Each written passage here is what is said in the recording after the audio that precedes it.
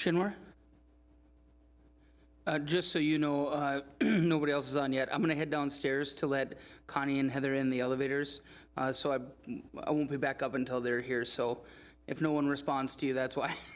That's fine. Thanks for letting me know. Thanks. You bet.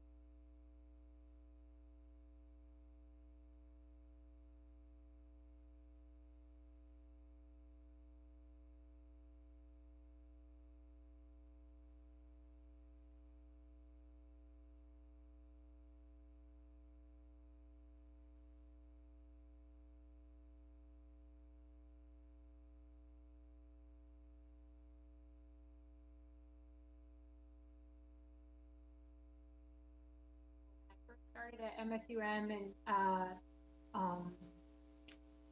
I was involved with when we had the community discussions on the report, the Civil Rights Commission report on police and Yes. yes.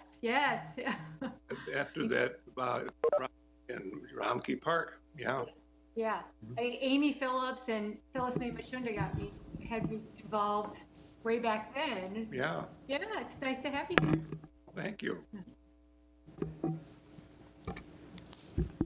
I'm glad to know everything is working. Good evening, everyone. Welcome to Moorhead Human Rights Commission meeting, and we will call a meeting to order. Josh, you want to make a call? Yeah. Connie Otten, Yes. Deb White, Here, Shinwar Mai, Mikkel Pauline Normandin, Here. Elaine Cohen Pearson, and Heather Keeler. Here. All right, and I'll just give a quick reminder, if there's anybody watching right now that's wanting to call in and comment as a citizen to be heard, you can call 218-299-5001. That's 218-299-5001 to be heard. Also, as a quick reminder, as we go through this meeting, if anybody has questions, please feel free to use the raise your hand feature, and I'll be sure to let Connie know that you're waiting to be heard. Thank you. I think I saw with, he's not here? Shinwar?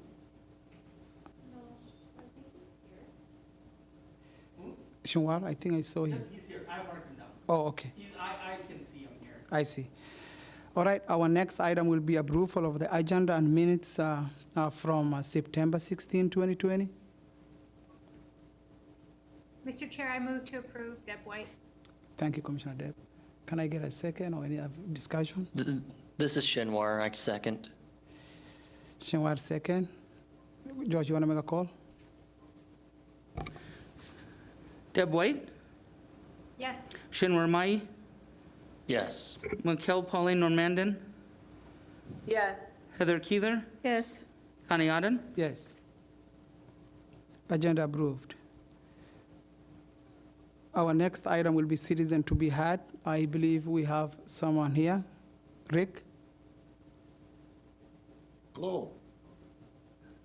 I have a couple of things that I wanted to talk to the commission about tonight. First one is we've got Black History Month coming up in February. And I would like to suggest to the commission that we take advantage of this opportunity to highlight some of the contributions of some of our African American and also perhaps other minority citizens to the community of Moorhead. I think that there's a couple of good benefits that could come from this. I think for one thing, we've got a real issue in the Moorhead Public Schools, and we've had it for a long, long time, about low graduation rates for minority students. And I think that this might help to give students more of a sense of belonging to the community rather than being other members or outside members of the community. Hopefully it might give them a sense of pride and maybe some idea of some role models that they can, maybe have more confidence in their ability to achieve some of their accomplishments too. Other things I think it might do, I think it would be very helpful, even in the colleges and in the general community. I think there's always a big issue of people who aren't white, English-speaking Americans feeling like maybe they don't belong here because it is such a dominantly white community, and it has been for a long time. But we have some Black citizens in Moorhead that have some really great accomplishments. Marcus Krieger has been working on getting a statue for Felix Battles, and I think that would be a great person that we could highlight during a week like this. I don't remember the name of the man, but I remember that there was another story in the Historical Society's newsletter about a Black man who ran for mayor back in the 1920s, I believe it was. But I was thinking that it might be appropriate this year to honor the contributions of Jim and Yvonne Condell. And I think many of you know them, but for those who don't, the Condells were the first black faculty members at Moorhead State University back in the 1960s. Both of them have very interesting life stories. Yvonne's family came from a slavery background in Florida. Jim's family actually came from Great Britain. He was raised, though, in, I believe it was in Nashville. Oh, I'm not Nashville. He was raised down in Kentucky, though, in Louisville. He served in World War II as a member of the Tuskegee Airmen Squadron. He wasn't a pilot, but he was a member of that squadron. When he came here, he was the first and the only black psychologist in the entire state of Minnesota. Yvonne was important. She was one of the original plaintiffs in a lawsuit that achieved equal pay for women faculty at Minnesota state colleges and universities. And there's just a lot about the two of them that's very interesting and I think kind of inspirational. But the reason I'm suggesting that we might want to think about them for this, if you decide to do this, to use Black History Month for this purpose, Yvonne is still alive, and I think it would be a great opportunity to hear from her, and I think it would be a great opportunity to honor the memory of Jim and the accomplishments of Jim and Yvonne. So that was one of the things I'd like to just bring up to the commission tonight.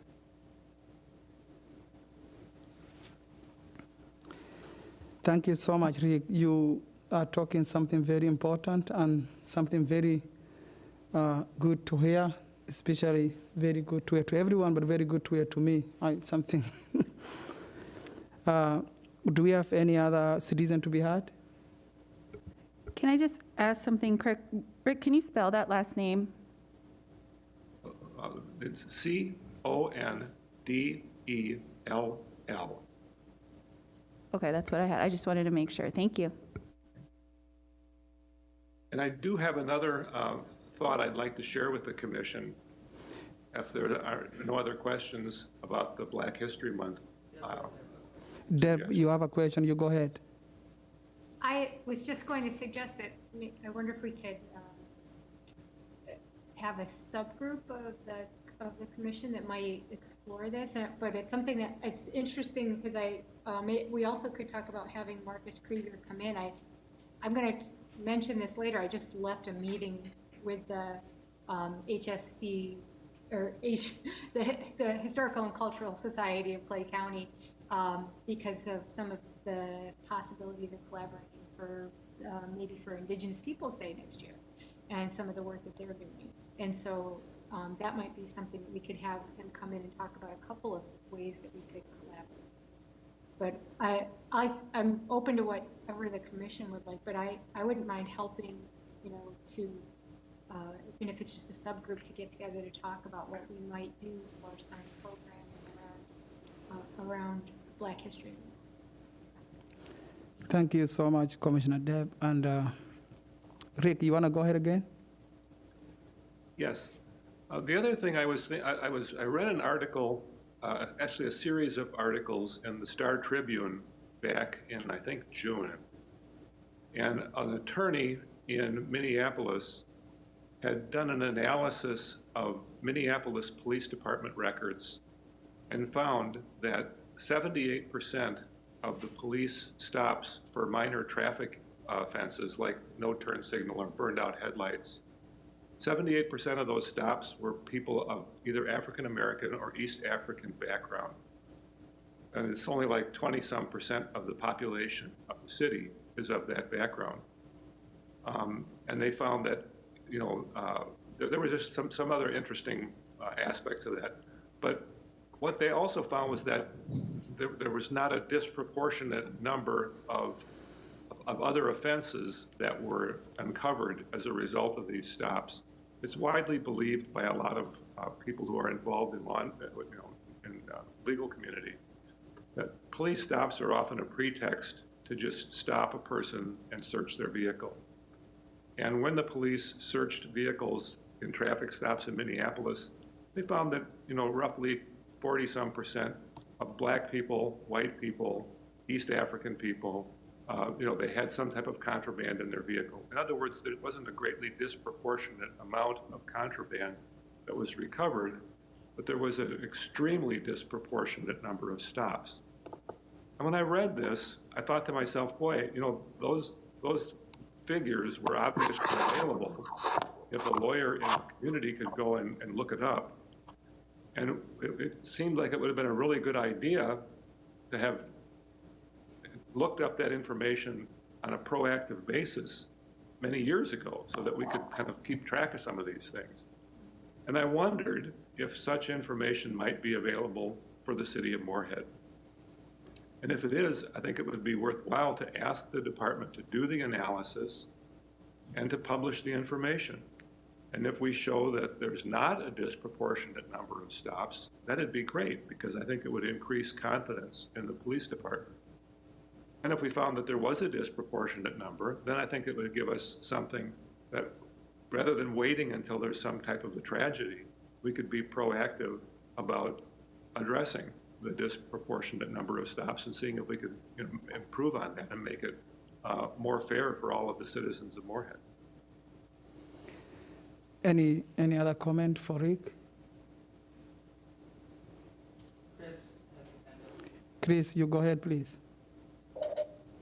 Yeah, I had my hand up. I could just maybe touch on that briefly, Mr. Henderson. We currently don't track, do any profiling of the information based off of the stops that we're doing. We don't tabulate that. We would have to, if we were to go back and look at that now, we would have to run license plates and try to make an assumption based off of names, any race or ethnicity of the individuals that would have been stopped. The thing to remember, or one thing to remember, would be that most often officers don't know the race of the individuals that they're stopping in the vehicle. They're more often than not, they're behind the vehicle before they have a chance to see who the driver would be in the vehicle. At times there are times where someone will commit a violation in front of the officers, and they'll be able to see them as they cross in front of the street, and they would know at that point, or at least be able to have a better guess what the race of the individual would be. But currently we're not tracking that information.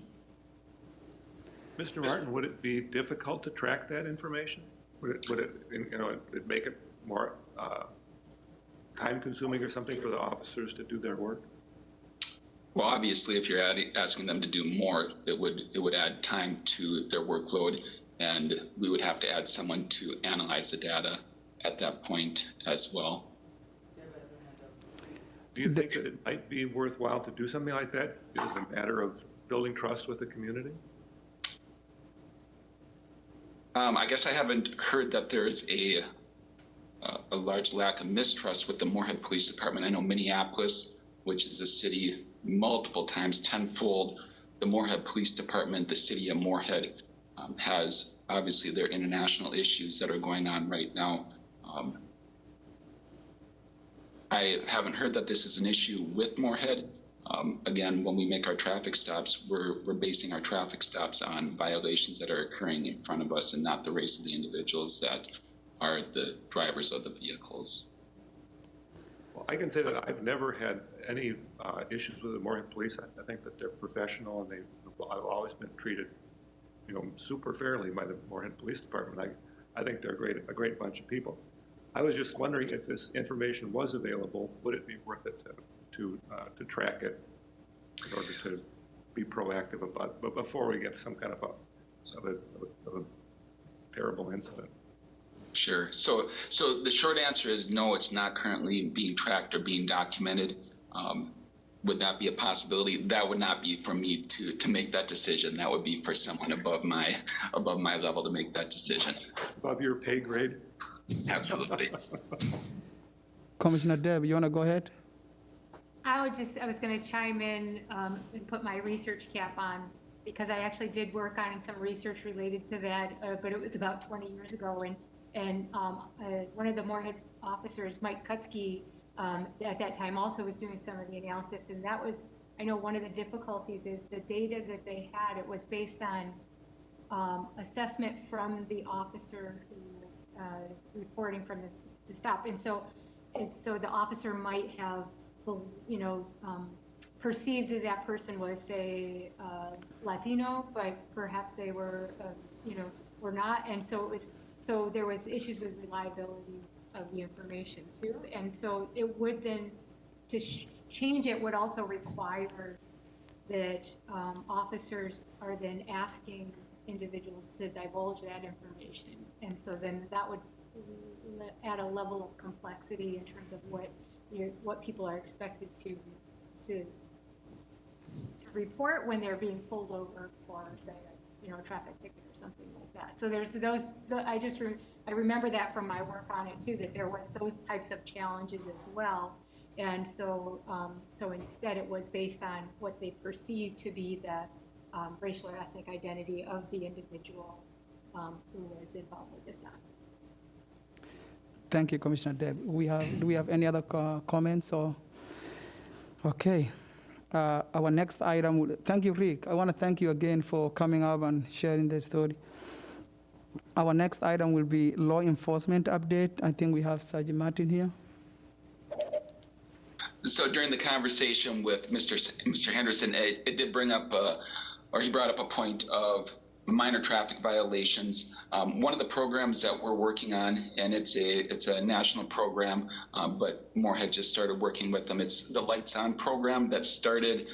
We got involved with it in July and started up in August of this year, where if we're dealing with individuals on traffic stops for minor violations, lighting violations, whether it's turn signals or stop or brake lights or headlights, we have the ability to give them not a citation, but a ticket so that they can go into one of the local Audi body shops that are co-oping with this program, and they can get the light fixed and taken care of through that program.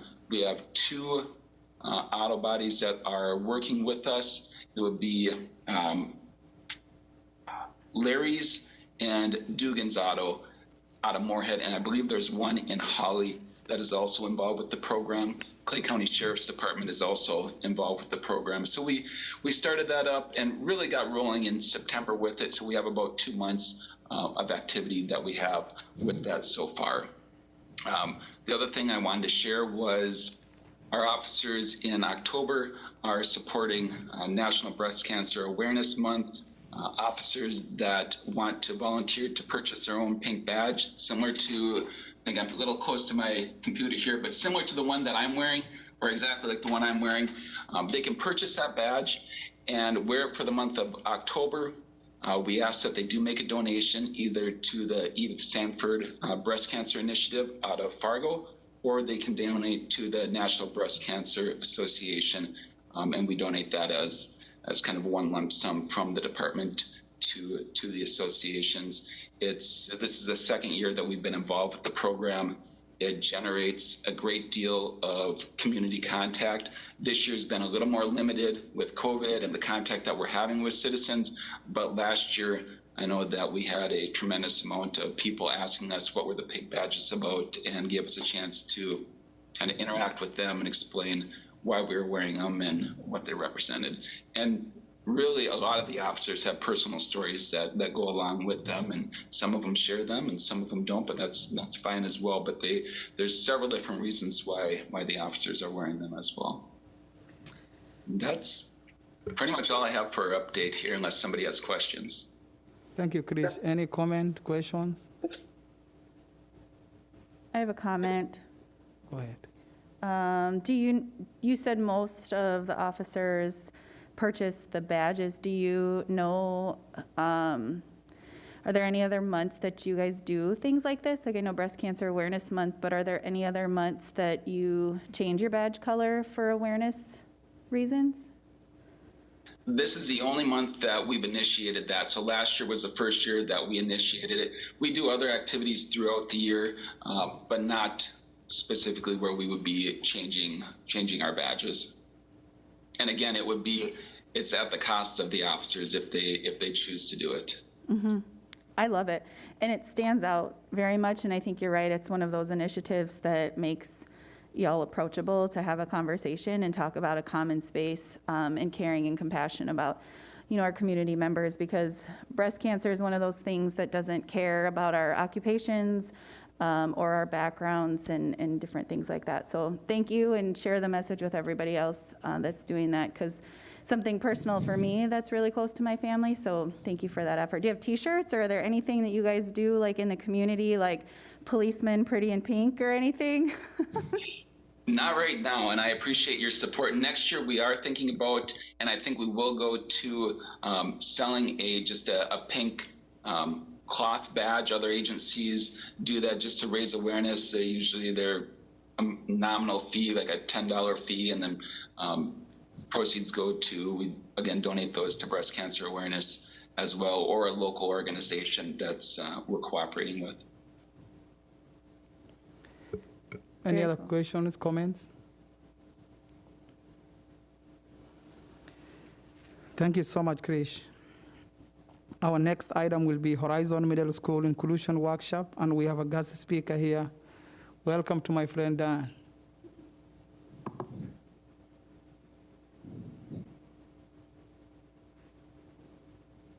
Hey, Dan, you're on mute. Am I off mute now? You are. Okay. Thank you. I think I was probably off mute the whole time then. I apologize for that. Anyway, It's all right. my name is Dan Doer. I am I'm currently serving as a librarian at Horizon West Middle School. Prior to that, I was a language arts teacher in 8th grade for 10 years. And recently, this past year, some people at Concordia College and at the Moorhead Public Schools teamed up for a grant through something called the Library Service and Technology Act. And that grant is allowing us to create kind of a workshop that we are pretty excited about, and we wanted to share with this commission this evening. And so I have a presentation. Was that shared with everyone? Yep, it was in the packet, and then I've got it up right now, and we'll just start sharing that on the screen. Oh, wonderful. And Thank I'll you. just advance when you tell me to. Oh, thank you very much.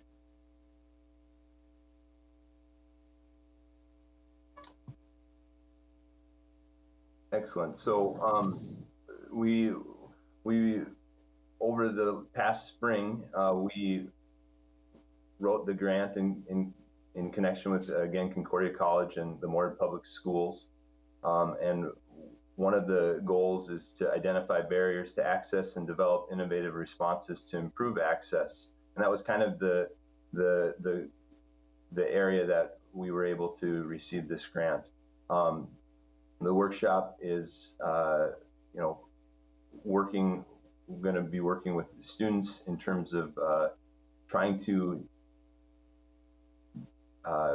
come together and read some things and work with some mentors at Concordia. And our working title right now is amplifying our hashtag own voices. And I can talk a little bit more about that in a little bit here, but I'll have you turn to the next slide, please. Thank you. All right. I'm not going to read everything that's written here, but one of the reasons for our grant was the idea that it's super important that our libraries and our schools improve in reflecting the diversity of our school population and broader community. And the goal of this project is to bring people together and to help students develop some skills in cultural competency in reading and writing. Throughout the workshop that we will be doing, students will have opportunities to reflect on their own identity, as well as some trends in the publishing industry for young people, and some of the issues that are facing our community as well. When they finish that piece, our hope is that we'll have students who are able to continue to advocate for better libraries and better reflection within our schools in terms of what is being taught and shared. And I think we can probably change to the next slide. So the people involved in this, we've decided on recruiting 8th graders. And I'll state right away that our goal is to recruit 8th graders that are representative of our student population. And so we are in the process of getting recommendations, and we've kind of promoted this opportunity to students as well. And we feel like 8th graders are at a developmental level where they have a great deal of curiosity and a receptiveness to learning new ideas. And so we're excited to be able to invite them to participate in this. And along with that, we will have 8 teachers from Horizon Middle School working to help students with kind of a final project. There are going to be some mentors from Concordia College participating as well. Some of them will be education majors, and some of the students will be from the Diversity, Equity, and Inclusion Commission. And so we're excited to have them as well. We have some media specialists that will be involved, as well as some community members, including Connie and Heather. Heather is going to be helping in facilitating the workshop, and Connie is going to be a speaker at the event as well. So again, we're looking forward to bringing various people together here for this opportunity. All right, I think we can go to the next slide again. And so once we have recruited students, we'll be bringing students together for a meet and greet early on in December, to kind of have an opportunity for students to meet their group members, as well as their mentors, their Concordia College mentors. So we'll have a smaller gathering online to kind of have that take place. Then in January, we'll be gathering again virtually to go through this workshop together as a group.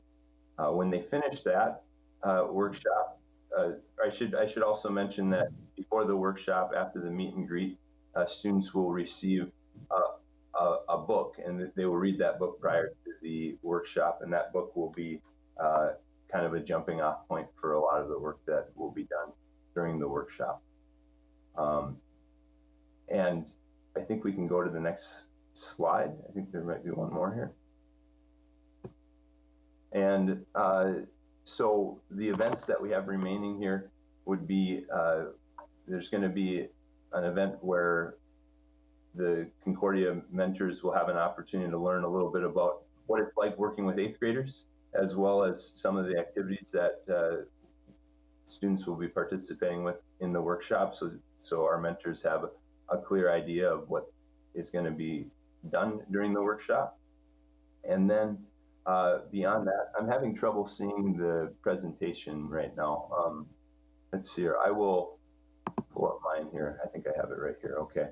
And so from there, then again, there'll be the meet and greet, the day-long workshop. And then from there, mentors and teachers will be working with students on creating a project. So the project may be regarding their book, maybe regarding a topic in our community that they want to raise awareness about. And so students will be kind of creating, together they'll be kind of creating a video. And in February or March, we anticipate that there'll be some sort of presentation event. And as of right now, it's looking as though that would be a virtual event, but time will tell.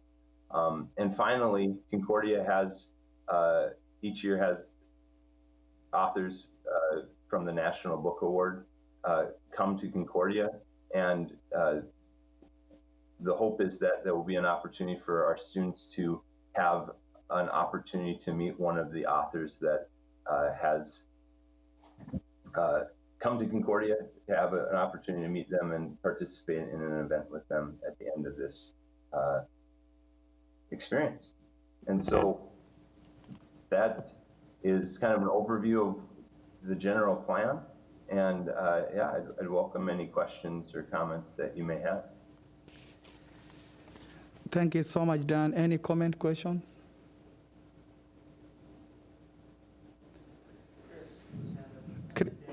Chris, you want to go ahead, please? Yeah, I was just going to tell Dan, it sounds like an excellent program. If you need any assistance from the police department, or if you want one of our officers to come in and speak, just get a hold of me and we can definitely line something up. But it sounds like you're on a great track with it. Yeah, Thank you. you know, we're trying to bring people together, and so I appreciate that offer, Chris. Thank you. Commissioner Deb White, you go ahead. Thank you. I just was wondering, can you talk a little bit more about how the students will be selected, and will it only be students in Moorhead who are at Horizon? Students are there was kind of a promotional video that was created to promote this opportunity, as well as teacher recommendations. So we've had some students that have come forward that are very excited about participating, and we would love to have them participate. And along with that, we also are taking teacher recommendations, and our intention is to bring those students together virtually and share this opportunity with them, and hopefully have many of them sign up and join. We're hoping for, ideally, we're hoping for 50 eighth graders, and yes, in the Moorhead Public Schools. Will are there some things that they'll do to make sure that there's good representation from underrepresented communities? Yeah, that's been a really important focus for us, Deb, and so yeah, that is our intention. Any other comment, questions, please?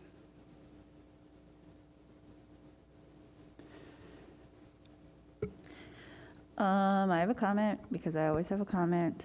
I think one of the things that's really important about this is that we know in education a lot of the books that our kids read are from white authors, and we know that representation matters. And so when our kids, it's not just physically who they see in front of you, but it's also about, you know, who's writing the stories, and there's different language in which comes across. And so I've worked with Dan for quite a few years in the efforts, and he's very knowledgeable about books and the story behind the authors and stuff. And so I'm really excited that we're doing this. Can you talk a little bit about, is there something that's going on in the high school level as well, or is it just starting in the middle school this year as a pilot program and then launching out a little bit more?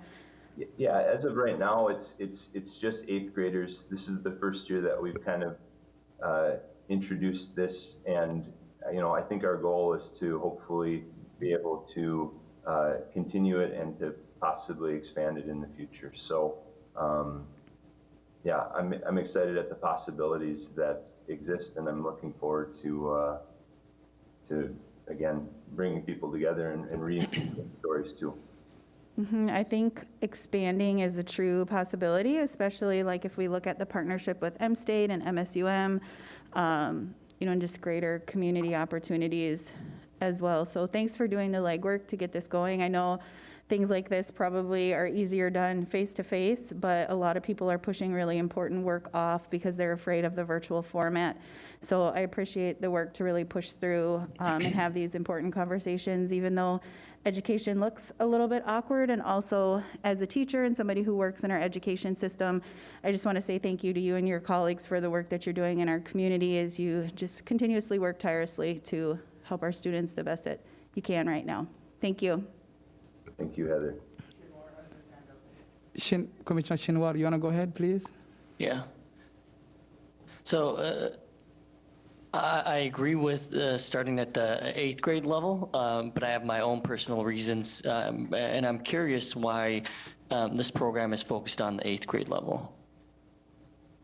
We felt like this was, well, I think probably part of it was I was originally an 8th grade teacher when we started writing this grant, and we felt like developmentally that is a great age. Like kids are willing to engage, willing to ask questions, and usually still willing to converse with one another.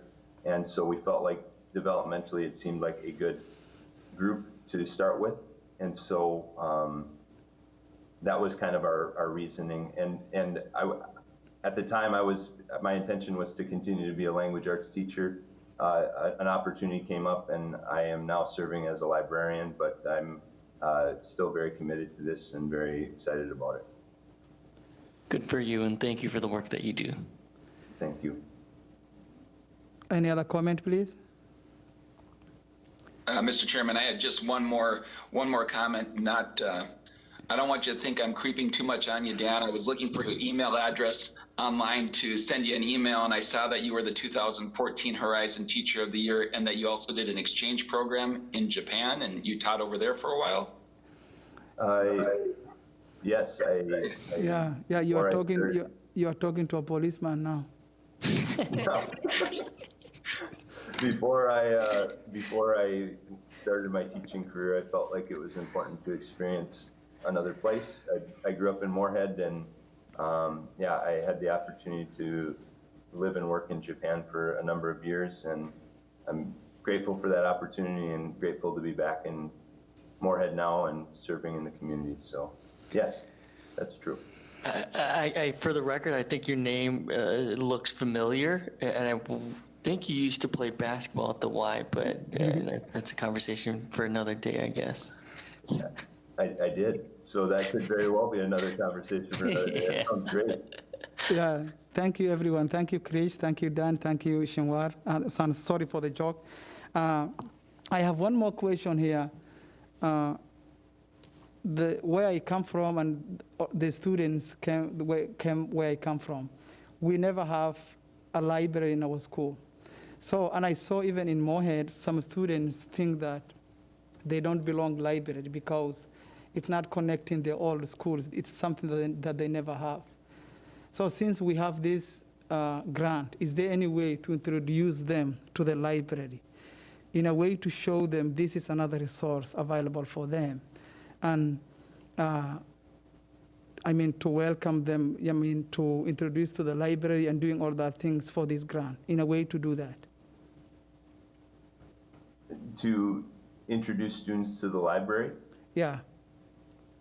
Yeah, I think that's certainly a goal, is to to communicate and make clear that our goal is to make sure that the collections in our schools, in our classrooms, and in our school libraries are representative of our student populations, and really seeking out the unique human experiences that exist in stories, and make sure that they're available, and also to make sure that students are aware that they're available, and to do everything in our power to make sure that people feel welcomed in these spaces. Yes, I think that's definitely a goal.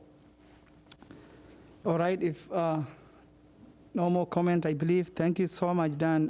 This is amazing program, and I think it will be beneficial for a lot of students. Our next item will be 2021 annual plan.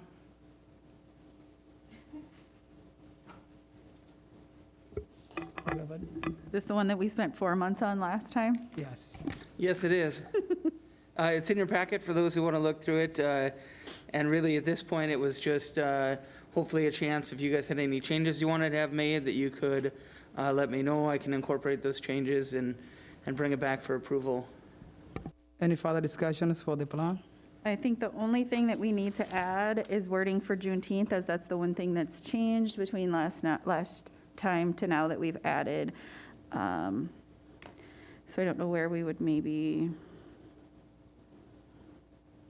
set under education and awareness, where we have like representation or represent the HRC at various events, Pride in the Park, Indigenous Peoples Day, Juneteenth. I would maybe even add their Pangea, because that is one thing that we get asked to be at a lot. Not that we need to make the whole list, but I would want to add. And is that in November, Pangea? Yeah. Other than that, I think that we did a lot of work last year to upgrade this. So I wouldn't have any changes other than that. I don't know if we need to take votes or just discuss that.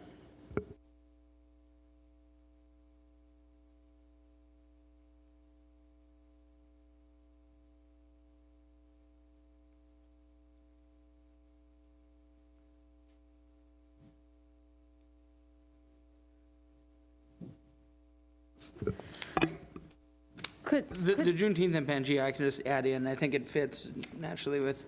Are you thinking on this, on the schedule? And then also, I was thinking like over here where it just says education and awareness. Gotcha. If we add it in there. But I wonder if, so in February, so for Black History Month, you know, I'm kind of just sitting on what Rick Henderson shared with us and kind of recognizing individuals in our community.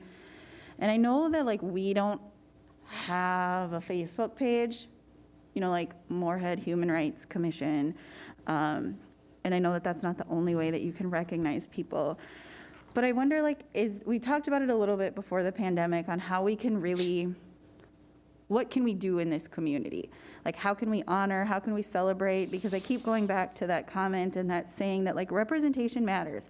You know, when we look at all the disparities that are in our community and all these different areas, that we need to highlight people and couples and businesses and individuals and in spaces when they're really successful. And how do we do that? And could there be, like, could we advocate for a Facebook page so that we can highlight individuals like this in February and talk about their story? That we could highlight businesses like Connie's, that we could talk about things in, you know, on Indigenous Peoples Day, that it's more than just, you know, the Moorhead, like the Moorhead, the City of Moorhead page sharing it, but it can be something that's very intentional, because we know social media hits a lot of people. And I know that like we have to be progressive with changing with the ways that our community gains access to things. You know, it's not newspapers anymore. And so I'm just thinking if we can think outside of the box, and it doesn't cost money. I know that we don't have a budget. I don't know if it's, I mean, it might cost money in the sense that it would be human power to run it, but we could maybe help with content. I'm wondering, like, we kind of keep talking about it a little bit, but can we make it an actual action item that we can try to get done and implement? You know, like I'm thinking about how we're sharing out right now the application for our Human Rights Awards. Like it just sends us to kind of, it's a clunky way of sharing it, and we're just sharing links everywhere. That if we had a Facebook page and that we could really share that stuff out and really share events out.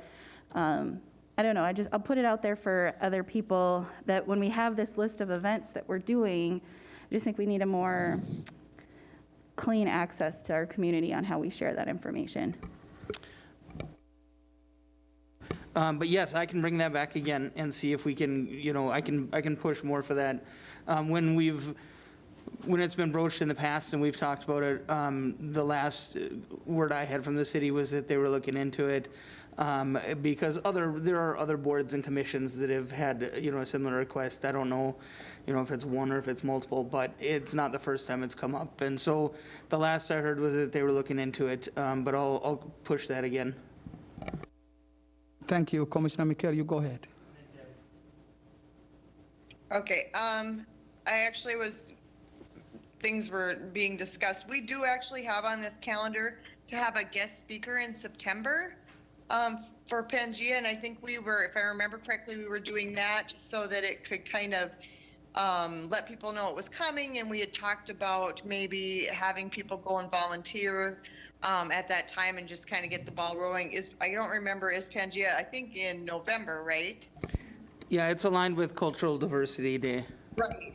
Right, so we do have a mention of it on our calendar, and I think we were kind of planning on having somebody come in and speak just every September to get people, just to let them know that that was upcoming. Mikel, just to kind of clarify what I was saying is on page 10, where it says education and awareness, and then on there it says like, represent the HRC at various events, i.e. FM Pride in the Park, Indigenous Peoples Day. I wanted us to add Juneteenth and Pangea so that like those are the Perfect. 4 events that we kind of are, that our banner, that's I guess another thing is that our banner is only kind of for Pride, right? Right. And so like maybe if we know that we're gonna always kind of have representation at those 4 events in our community, if we could look at, while we're kind of in this downtime of the pandemic and not being out places, if we could have just a HRC, like a clean HRC banner that could be used anywhere. Yeah.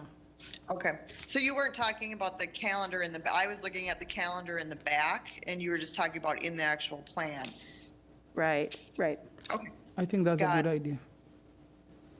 And then I shifted to the activities, moving to then the Facebook page, like how do we get those activities, and how Rick was talking about like how could we highlight people. That's how we Right, and- transitioned to like using Facebook. right, and that was my question. I mean, I think having those individuals recognized in February would be awesome. I just don't, how does that look like? I just feel like we have all these great ideas, but we never really, we don't know how to get this accomplished, and that frustrates me, I guess. I don't know as if just having him come in and speak at one of our meetings, I mean, that's awesome, but I don't feel like it's getting, nobody knows. There's probably 4 people that watch our meetings. How do we get people out there and actually recognize them more? I don't know how to do that, other than having a social media or of some type. Commissioner Deb White, you want to go ahead?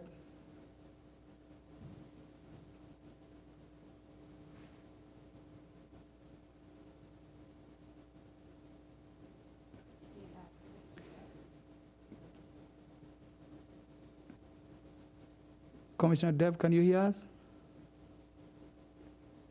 Sorry, I must have like hit it twice. Sorry about Yeah, that. that's fine. Can you hear me now? Yeah. Okay, I have 4 different items. One, I wondered if we should have on our plan some time set aside for having those community listening sessions. That, you know, we did it this year, and I actually think that would be something to institute as a regular practice, that we are making sure that we're. Can you, Setting Commissioner some Deb, time. let me interrupt a little bit. Can you speak up a little bit? For some reason, we cannot hear you well. I don't know. Sure, yeah. Can you hear me now? Thank you. Yes. Okay, I'll try to project more as if I'm in the Absolutely. classroom. So one thought I think we should have on our plan is to put on there to still have community listening sessions, that we did it for the first time. I think it's really valuable, and I would like to see us institute that as a regular practice, that we, you know, that we make sure at least once a year that we're doing something like that. I wanted to mention, related to that with Pangea, that actually they're still having Pangea, but it will be virtual this year. And so just putting that out there. In terms of the social media, I think we should talk with our acting city manager, find a time to talk about that and budget, because if we're looking at things like we'll be hosting Indigenous Peoples Day next year, we should start talking to them now about the funding that we would need for something like that. And I know that the mayor mentioned that in our council meeting, that they do have the intention of putting resources behind it. And I also, the other thing on the plan, should we put in there something about collaborating to help plan Indigenous Peoples Day? Thank you, Commissioner Deb. Any comments? Yeah. Yep.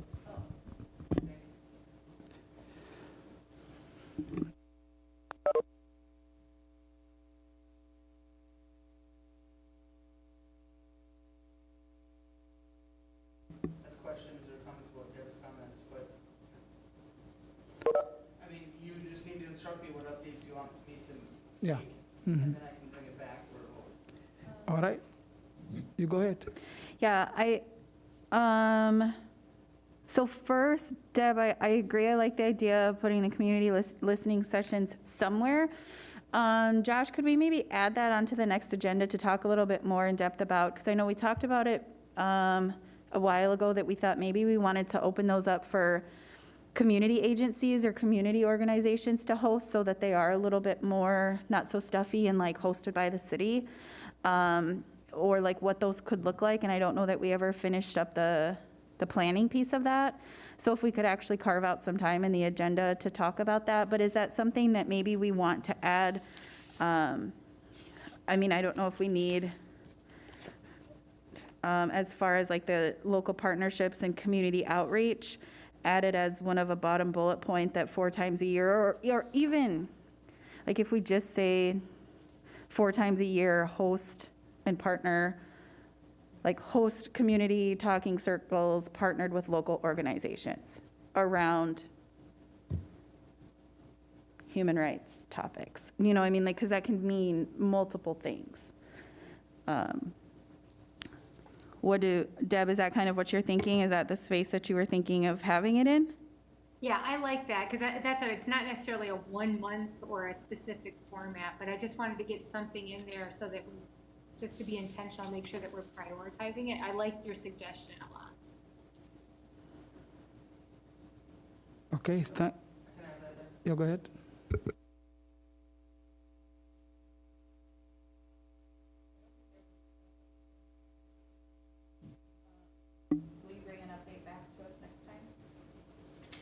Yes, I will make those updates and bring it back next time. And then particularly I can add an agenda item to discuss how those listening sessions might look and how you'd like to unfold those. Thank you so much, Josh. Our next item will be Human Rights Commission disclosure draft. I'll just comment, if you look at the last page of the packet, there is a draft disclosure statement.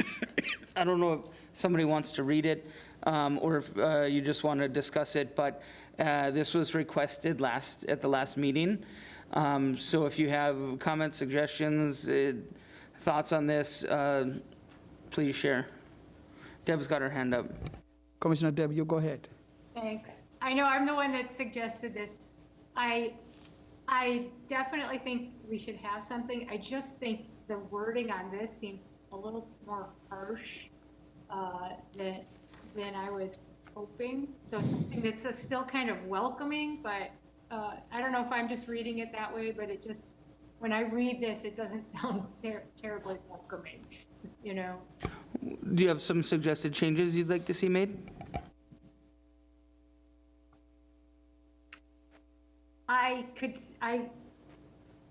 Yeah, I don't know if it's worth spending the time in the meeting, but I think there's some parts of it that I thought would be beneficial, but other parts. So I'd be happy to work with somebody on it, but unless other people feel it's fine. But when I read this, I was thinking how somebody, you know, we're trying to set the tone, let people know what the expectations are in the meeting, but also making them feel welcome. And I just was thinking, if you were, say we were reading this off at the beginning of the meeting and it's somebody's first time coming to the HRC, I would think it would send a message of like, you know, we don't want to hear your problems. Like, I don't know, it just seemed really over, you know, but again, maybe that's me.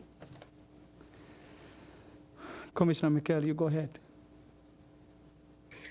Deb, I would be happy to work with you on something. It is, the problem with disclosures to me is I mean, you're basically covering, they're never nice.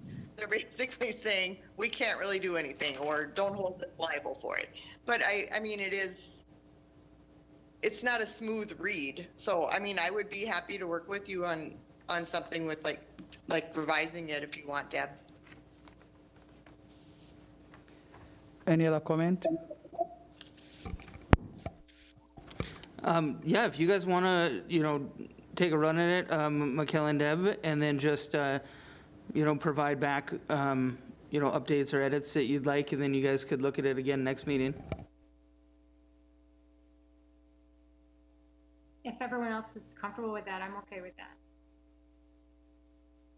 Okay.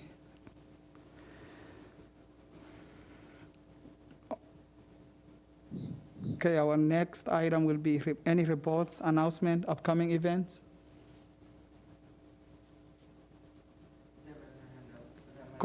Commissioner Deb, you go ahead.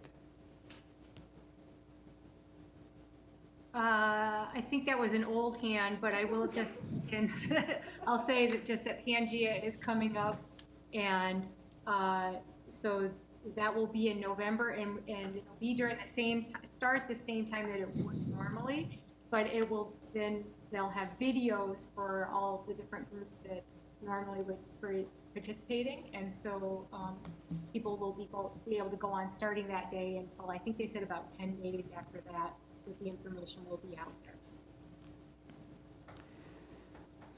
That's it. Thank you. Any other reports, announcement, upcoming events? You go ahead, Heather.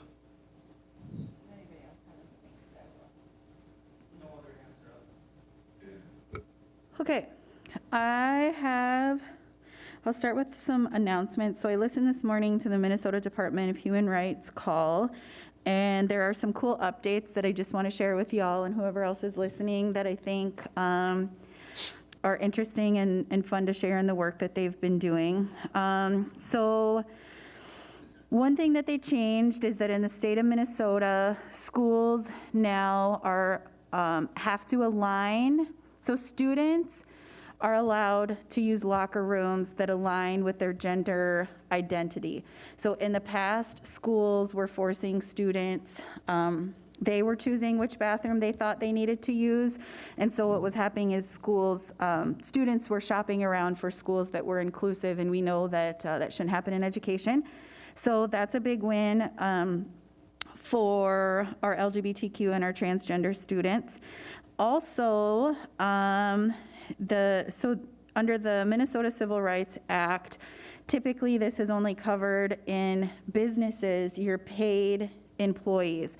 So if there's sexual harassment going on in a workforce area, you could only file harassment grievances if you were a paid employee, and now that's been expanded, and the law protects unpaid interns in these situations as well. And so if there's discrimination, whether it's sexual harassment, racial bullying, anything along those lines for unpaid interns in businesses across Minnesota, they are also covered under the law.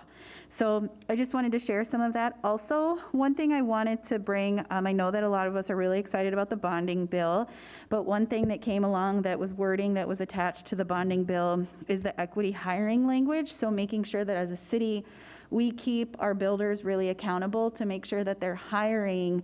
You know, I don't know if y'all remember a while ago, we talked about the breakdown of what that means, and then making sure that we're hiring a certain amount of women and minorities and veterans on different businesses and projects going on in our communities. So it's a community responsibility to make sure we hold that accountable. So yay, bonding bill, double yay, equity hiring language in that. Lastly, so the helpline for the human rights, for the Minnesota Department of Human Rights, has opened it up for witnesses to submit an intake form. So we talk a lot about, you know, what can we do as a commission to help in situations? Typically in the past, the individual who was getting harassed had to go on and file a complaint. And a lot of people don't know how to do that. And so because people in our community know us and tend to come to us, or if we're out somewhere, or if you're out somewhere and you see the person in front of you is at business A and they're getting treated poorly, you know, or racially profiled, you can report that. There's an intake form on the Minnesota Department of Health. And so again, if we start to hear these stories of racial unjust or unfair treatment, we as a commission now have a state obligation or an opportunity to report that to a state level for reporting purposes. So I'll share that link with the group, but I just wanted to share some of that because I think that all of that is really exciting and really important work that's going on a state level. As far as events go, Indigenous Peoples Day happened. It was very virtual, but it was also awesome. So thanks, Mikkel, for joining as one of the individuals who was representing the Moorhead Human Rights Commission. It was very small, but it was online. One thing that we're doing on November 9th, just kind of a big jumbo partnership of a lot of different people in town, are doing a lunch and learn on November 9th from noon to 1.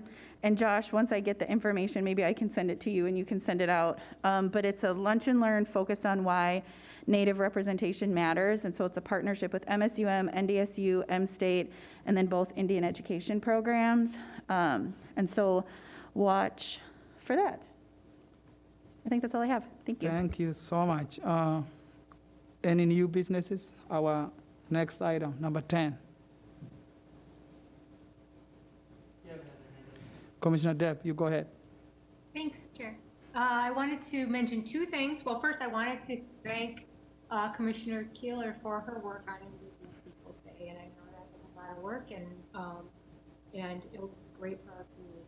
And along those lines, I just wanted to further just elaborate on what I learned at a meeting for the HCSCC today. So they are looking at really expanding their programming and exhibits to better represent our Indigenous community. And so I know that Marcus Krieger has been working with a group of 5 regional advisors on that, and is now looking for some folks, local folks who are members of our Indigenous communities to help with that. And also would be interested in partnering on things for Indigenous Peoples Day. And so I did want to see if we might be able to bring him in to one of our meetings to talk about that some more and hear about what they're doing over at the HCSCC and possible partnerships. Thank you so much, Commissioner Depp. Any other comment? All right, everyone, it's 6:01 p.m., and I want to thank everyone for taking the time, and good night, everyone.